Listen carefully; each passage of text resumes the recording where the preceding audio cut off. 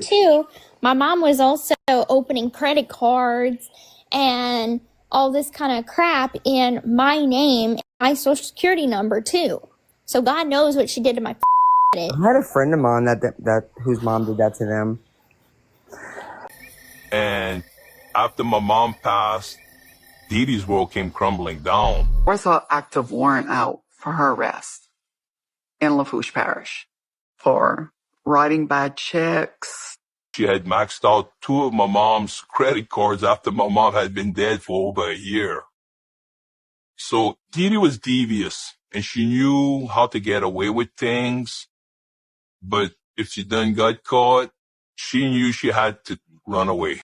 What's up, everybody? Welcome back to my channel. Some more important records are coming out in the Gypsy Rose Blanchard case. There is a creator who so graciously decided to put a FOIA request in for every single one of the Gypsy Rose Blanchard videos that she sent to Nicholas Godejohn, but those are not out yet, so I feel like I want to go back into some other documents that were released a few weeks ago and kind of touch on some of the interviews that I feel are kind of telling, especially when it comes to Gypsy, Dee Dee, and the whole Pitre family. So that would be Dee Dee's sisters and brothers and parents. We have all seen them in the documentaries, and none of them really had anything nice to say about Dee Dee. They didn't have much to say about Gypsy either, but really mostly bad things about Dee Dee. Their stories have also changed over time, as well as their own opinions of Gypsy. I know that Dee Dee's sisters kind of eventually started to see things for what they were,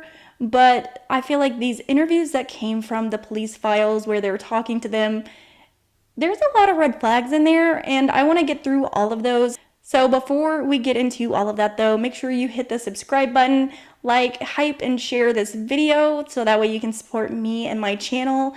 But let's go ahead and get into today's video on Gypsy Rose Blanchard and her family and what they were really saying in the past and how it's totally different from what they've said over the years.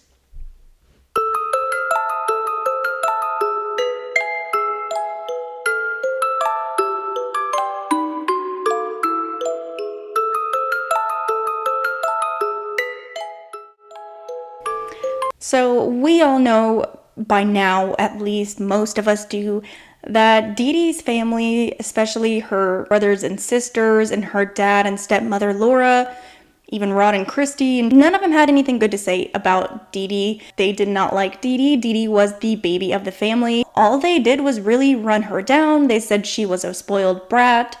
They even created the narrative that Dee Dee's mother also somehow suffered with Munchausen by proxy, and that Dee Dee learned from her mom and was like this kleptomaniac and was evil. Even cousin Bobby, who, you know, in my opinion is not the most trustworthy source of information, says that Dee Dee was like very dark and into witchcraft. Let's not forget, at the same time, they literally had no idea what was going on. If they would have suspected anything was going on, they would have immediately stepped in. So how can those two things be happening at the same time? Literally nobody knows, right? Even Christy Blanchard, Gypsy's stepmother, said that it's been a little rumor that Dee Dee killed her own mother, yet Dee Dee was incredibly close to her mother, and that a part of Dee Dee died whenever her mother died. So it's like none of them can ever keep up with the narrative that they're trying to put forward. And after reading through these documents, it's abundantly clear that they quite literally all just spoke to each other and started getting their stories right about what they knew about Dee Dee and Gypsy, and knew that Dee Dee was committing some sort of fraud. They didn't care. They didn't feel that anything bad was happening to Gypsy to where they needed to intervene. They didn't feel like she was being abused. That's like a common theme throughout every person that's ever been around Dee Dee and Gypsy, is there's never a single sign of abuse. Even the ones that knew that Gypsy could walk, that knew that, you know, Dee Dee was running scams or whatever, none of them thought that Gypsy was abused. In fact, they thought that Gypsy was Dee Dee's like apple of her eye. They could see that Dee Dee clearly like worshipped Gypsy and did anything and everything she could to get Gypsy whatever she wanted. Mom did to her.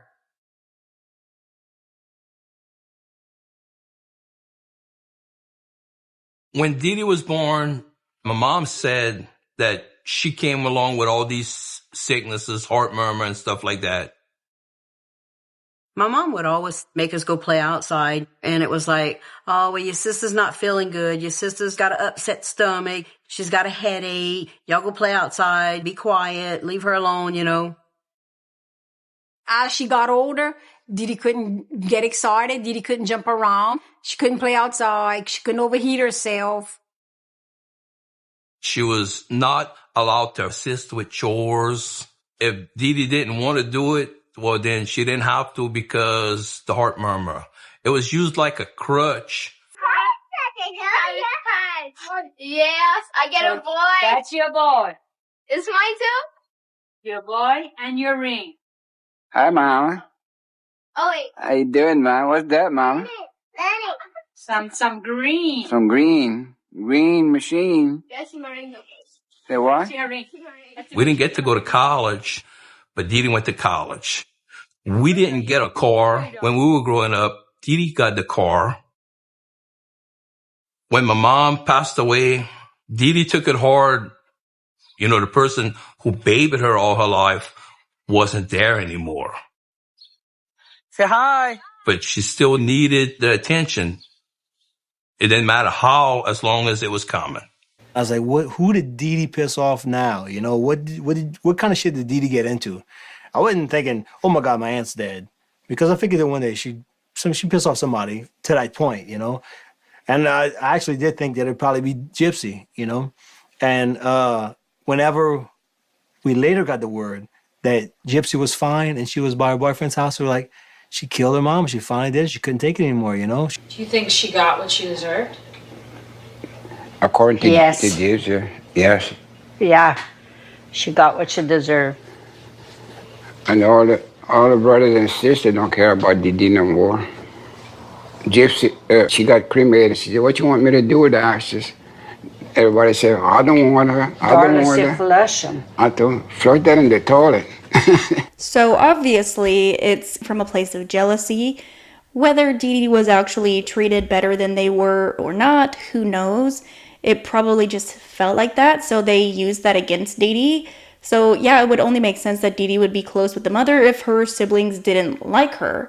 Now, of course, I don't know their age differences or anything like that. There could be a pretty decent gap, and that could also explain as to why they weren't very close. But it's very clear that they just resented Didi because she was the closest to the mother.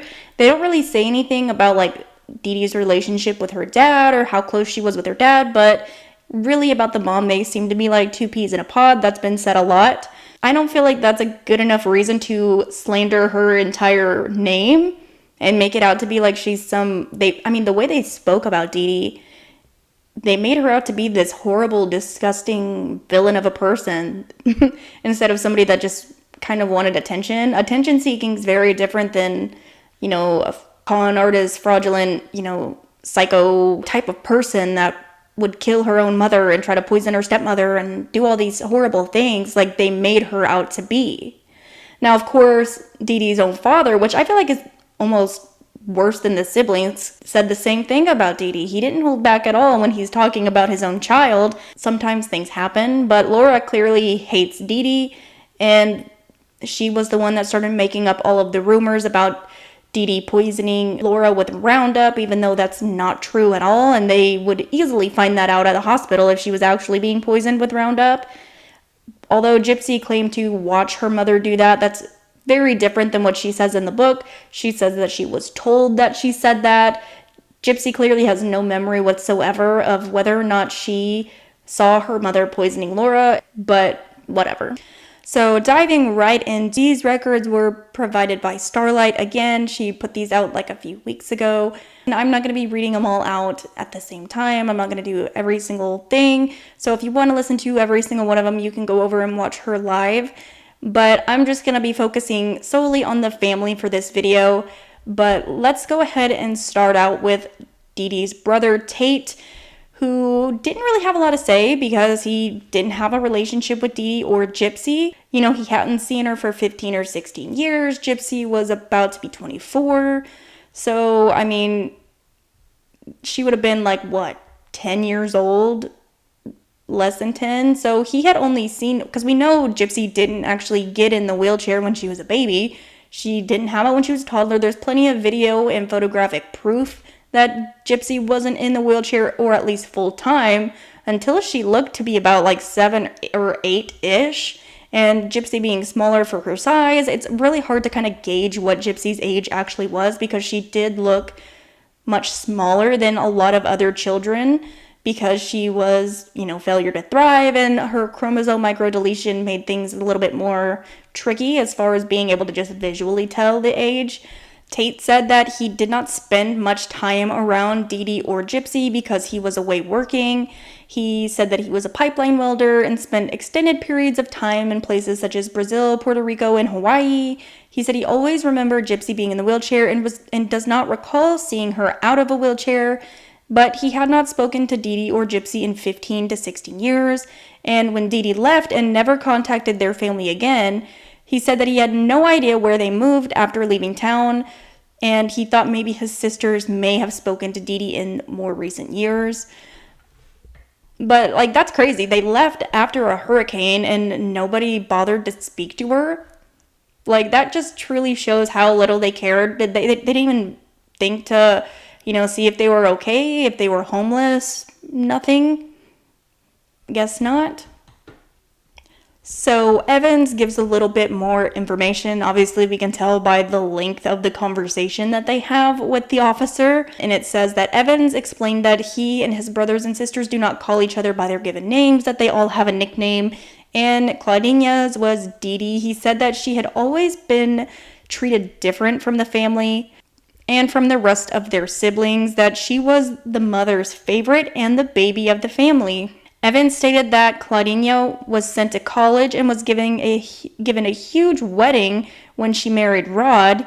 He told me before their mother passed away, he asked her what she wanted for Christmas, and she told him to buy something for the baby instead of buying her a gift. Evans said the mother was referring to Dee Dee as the baby, yet Dee Dee was an adult when this incident took place.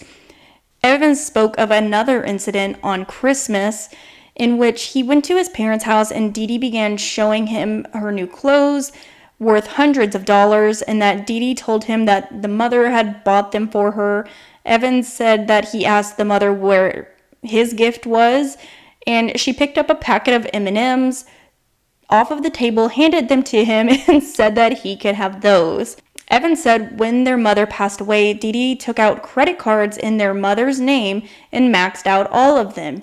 He said the dollar amount was into the thousands, and it took their father a long time to get it all sorted out because the credit card companies were trying to make him pay for the bills. Evans said he knew Gypsy could walk before she and her mother moved away, and that Claudia was making Gypsy stay in the wheelchair. He said that he always believed that Dee Dee and government-funded doctors scammed the system because there was nothing wrong with Gypsy. He said Gypsy could walk and act just fine and did not need glasses when she was little. But one day, Dee Dee had prescribed glasses on Gypsy he could describe as fly glasses. Evans said the glasses looked similar to the eyes of a fly. He said that he could not believe that Dee Dee talked a doctor into prescribing the glasses to Gypsy.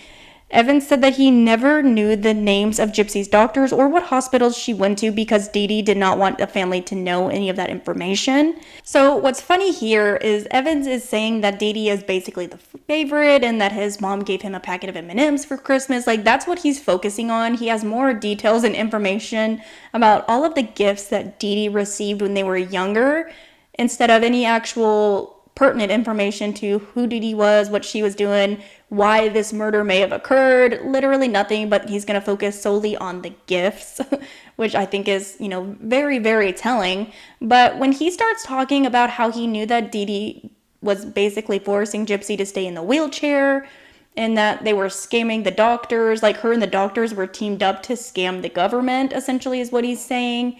And he brings up the fact that after the mother died, Dee Dee took out credit cards in her mom's name and maxed them out, which is funny because later on as I read more documents, somebody else says something similar, but they say that it was taken out in somebody else's name.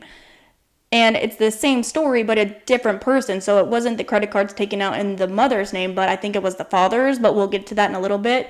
And he also mentioned something about Gypsy having to wear these glasses that he calls fly glasses.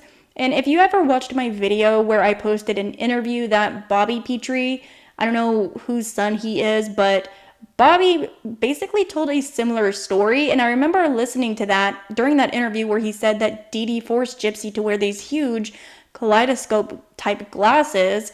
And when I heard that, I couldn't even understand what he was like getting at, because I'm like, a kaleidoscope is like they're like a toy pretty much, like it's things that kids do for fun. But, you know, a couple of people had said something about some glasses are like that or whatever. But I actually found the picture of the glasses that they are both referring to. And I want you to take a look at the photo of Gypsy wearing these glasses.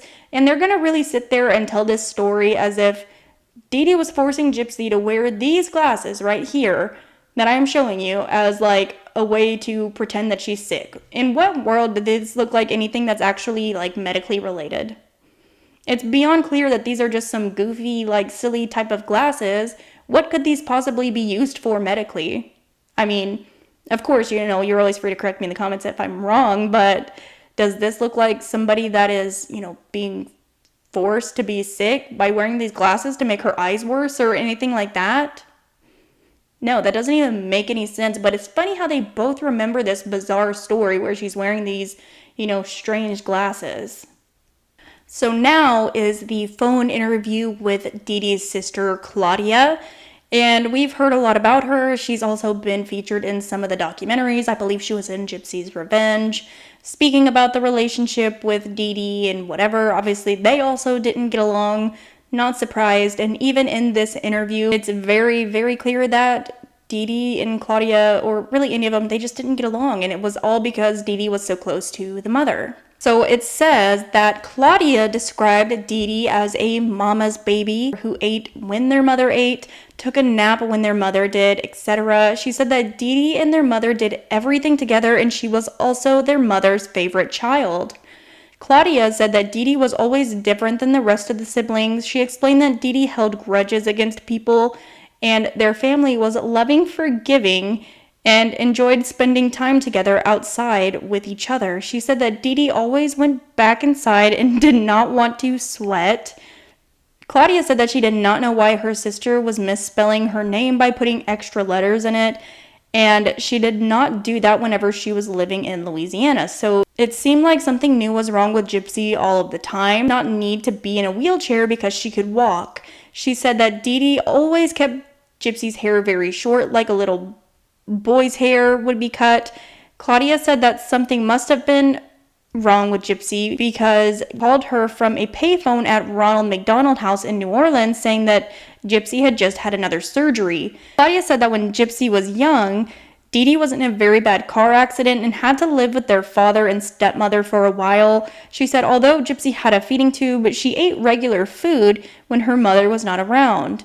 Claudia said Gypsy also got out of the wheelchair and ran around when her mother was not looking. She said after the father, Claude Sr., and their oldest brother, Claude Jr., confronted Dee Dee and told her to stop acting like Gypsy could not walk, she left and did not keep in contact with the family. Dee Dee later obtained a credit card in their father and oldest brother's name, which burned their bridges with them. So we've got the older brother sitting there saying that Dee Dee took out credit cards in the mother's name, and now the sister's saying that Dee Dee took the credit cards out in the father and the brother's name. Two similar stories, but both very different. Different people, different things happening in the family. That's kind of funny how that happens.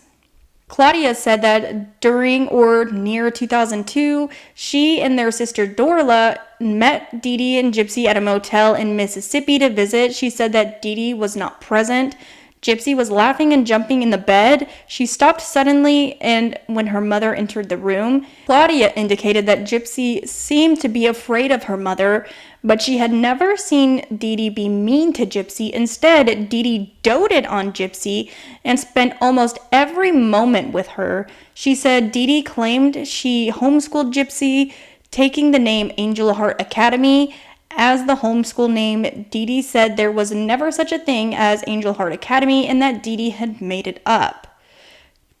So in 2010, they see Rod on the cruise ship, and Rod says that they still kept in contact with Dee Dee and Gypsy.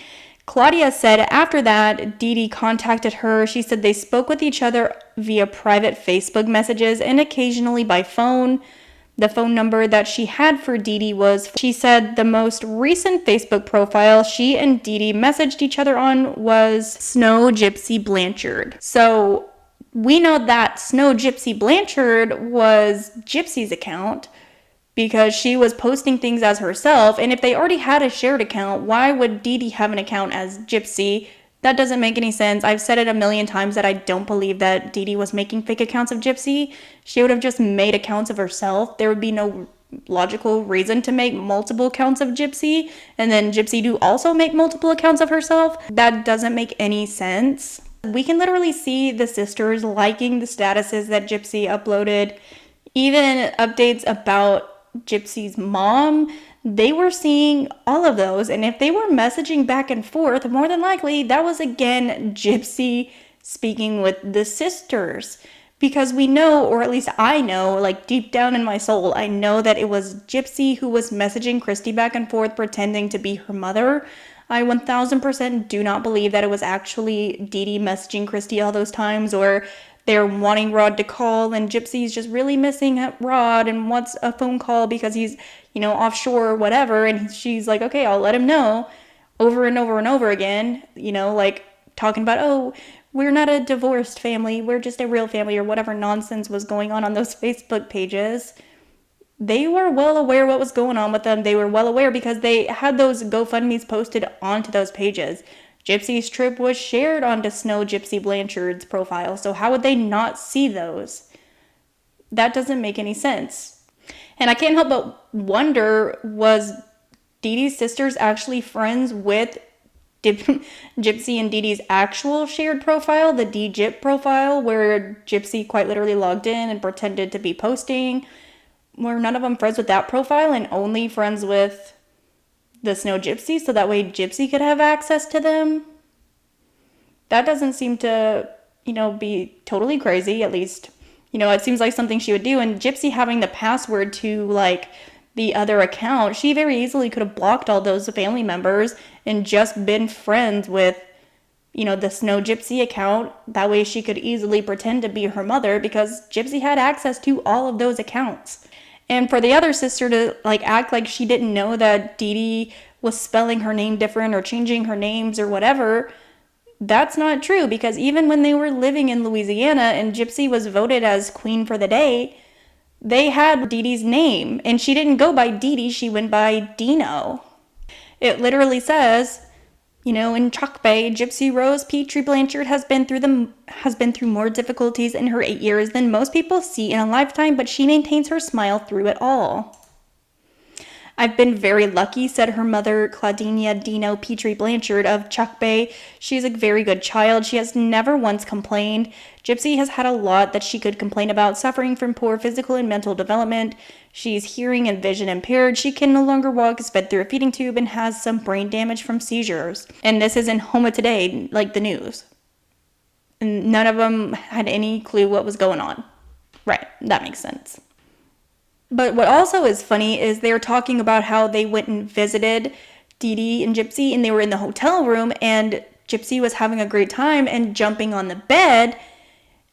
And when her mother came in, Gypsy freaked out and was scared, even though Dee Dee had never shown any signs of getting onto Gypsy.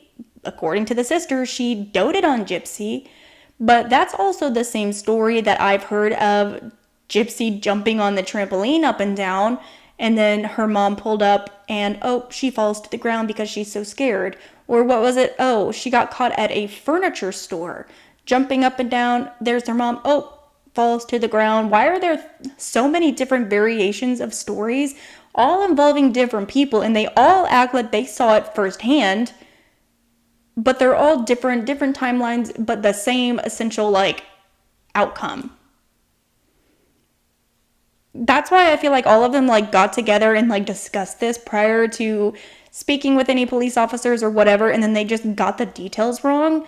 Because how are all these people remembering different things like that occurred at the same time, but to different people? They all like I saw her do this, I saw her do this, I saw her do this, but they're all different but the same. Does not make any sense. So then they interview Laura. She, of course, has negative things to say about Dee Dee. That's not surprising. She is the new wife of Claude. She always hated Dee Dee, and Christy Evans told stories about how she tormented Dee Dee at work because they all worked together at one point. And Laura even ripped up Dee Dee and Rod's wedding photos and tried to blame it on Christy just because she hated Dee Dee that much. But it says that Gypsy was totally healthy up until 1998 when Gypsy was in the motorcycle wreck with her grandfather. And after that, Gypsy was forced to stay in a wheelchair, and that everybody in the family knew Gypsy was able to walk, but Dee Dee would not allow her to walk and do things that other kids were doing. Laura said that she believed Gypsy was afraid of her mother, but she had never seen Dee Dee strike Gypsy. She asked if family services was ever involved, and she said they were not, adding that no one in the family knew what to do about Dee Dee's treatment of Gypsy, and it never crossed their minds that there was anyone to call and report what was going on. Laura said that Dee Dee kept telling everyone there were more and more things wrong with Gypsy, but nothing was ever really wrong with her, but there actually was. And Laura said that Dee Dee did not take her mother's death very well. She said that Dee Dee printed off a life-sized photo of her mother's face and attached it to a dummy that she carried around in the back seat of her vehicle. Laura said that when Gypsy would get tired, Dee Dee would tell her to go lay her head on Grandma and take a nap. Laura said that Dee Dee's behavior was very strange. Yeah, I would say that's pretty strange. And then he asked Laura if Dee Dee and Gypsy were victims of Hurricane Katrina. She said that she didn't know because they did not know where they were at after they moved out of her and Claude's house. Laura said that she thought Dee Dee and Gypsy moved out around 1999. So then Laura puts Claude on the phone, and he says that he said approximately 18 years ago, Dee Dee was starving Gypsy, and that afterward, Gypsy got so thin, a feeding tube was put in. He said that Gypsy was very, very thin, and Dee Dee was adamant that Gypsy could only be fed through her feeding tube. Claude said that when Dee Dee was not around, he fed Gypsy real food because he knew that there was nothing wrong with her. Like, how would he know that? Why would he do that? Like, why would he be so willing to deliberately do something that a mother said not to do with the child because, according to him, the child looks sick? Like, why would you just immediately do that? Who would do that? If you see your daughter's child, your grandchild, having a lot of issues, they're like going through a bunch of health problems, and you don't know what's going on with their health in their medical records or whatever. You don't know what's going on. So why would you deliberately disobey something that your daughter asks you to do if you're around their child? And yet Dee Dee also at the same time is, the records show that she was feeding Gypsy food. So why they all come up with this same narrative at the same time is beyond me. Claude said that when Dee Dee and Gypsy were living with him and Laura, that he was going to confront Dee Dee about the way that she treated Gypsy. He also was going to confront her about poisoning Laura and his cactus. But he took a shower, and then when he got up, Dee Dee and Gypsy were gone, and he had not heard from them since. He did not know that Dee Dee was planning on leaving. But in other interviews, he says that he did confront her, and then the other guy, I think the brother, said that, or maybe it was the sister, said that the brother and the father confronted her, and so she left and took off. And they confronted her about running up credit cards in the brother and the father's name. All of these stories, they're so similar, but they're just different enough to where it's very clear that they are all lying. Why would they do that? I mean, what good does it do them? Dee Dee's already dead. She's been murdered by Gypsy, and then you're just gonna sit here and run down Dee Dee even more? She's already dead. Like, what is the point in just telling these stories that aren't really useful in any way? On June 17th, the officer starts talking to Bobby, cousin Bobby, who we all have come to know. And he said that he remembered Dee Dee was always very close with her mother when she was younger. Bobby said that after Dee Dee had Gypsy, she always kept Gypsy very close to her, not even allowing her to go to school. He said that he thought Dee Dee homeschooled Gypsy. Bobby said it seemed to him that Dee Dee may have had Munchausen syndrome by the way that she always acted like something was wrong with Gypsy where there was not. So I don't know if he 100% said that he thought she had Munchausen syndrome, or if the officers just essentially kind of paraphrasing it, saying that, he just is alluding to the Munchausen syndrome. But also, it says that Bobby said he had not talked to Dee Dee or Gypsy in 15 years, and he was quoted as saying, "It was basically all a fraud. I was so disgusted with the woman, I could not believe what she was doing." And he said that there was never anything wrong with Gypsy. He said when Gypsy was between the ages of 6 and 8, she was in a motorcycle accident with the father, Claude Pitre. Bobby said that Claude was driving slow, but laid the motorcycle over to prevent having a car piled after a car pulled out in front of him. He said that Gypsy was not injured at all, but a brush burn on her leg and made her stay in the wheelchair. Even though we know Gypsy herself said that she needed to soak her legs for her muscles because her muscles hurt. So it's I don't know why they're combining all of these things. He never seen Dee Dee strike Gypsy or physically hurt her. He said when Gypsy saw that her mother was not looking, Gypsy would get out of the wheelchair and push the other kids around in it, and he remembered Gypsy jumping on a trampoline with the other kids only to collapse when her mother saw her. So there we have another trampoline story. But Bobby said that he regretted speaking with the media about his knowledge of Dee Dee and Gypsy. He said that he and his family had been receiving a lot of negative and horrific messages on Facebook and on blogs that they have seen, and Bobby said numerous other media outlets were contacting all of the family, which was very upsetting because many people were blaming all of the family for not doing anything. Bobby stated that he was young when Dee Dee left and he would not have known what to do anyway. I just feel like when you're reading this all together at the same time and listening to what each of them in that family were saying about Dee Dee and Gypsy, it's clear that the siblings all hated Dee Dee solely because she was the mother's favorite.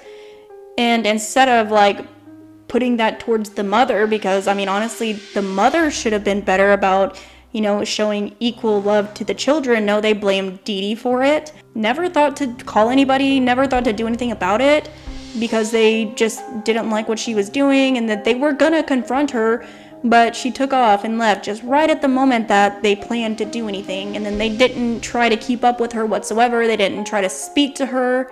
But they can give you a million different examples of how many Christmas gifts Dee Dee got one year, but they don't know anything about anything. They clearly all got together and started talking and working out their stories or whatever story that they wanted to get out to make them look like they are not the bad people in this if they weren't paying attention to a girl who was having a severe case of Munchausen by proxy, and the mother was doing all of this stuff and torturing her, getting all of these unnecessary medical treatments, and they did nothing, not a single thought in the world to call and report. But yet they also didn't know that Dee Dee was running any scams. They were only worried about making themselves look better. And I don't even think it has anything to do with liking Gypsy either. I think they were just more concerned about what people would think about their family and themselves. I don't think they cared about Gypsy at all, because the second that the narrative shifts and people start actually looking into the case, oh, now the Pitres are like, you know what, you're right, Dee Dee didn't deserve to die. What? Why didn't you care years ago? You laughed about, you were making a joke of her ashes getting flushed in the toilet. That's your sister, and you're laughing about a sick joke like that? But now all of a sudden you can't imagine looking at the pictures and sleeping at night.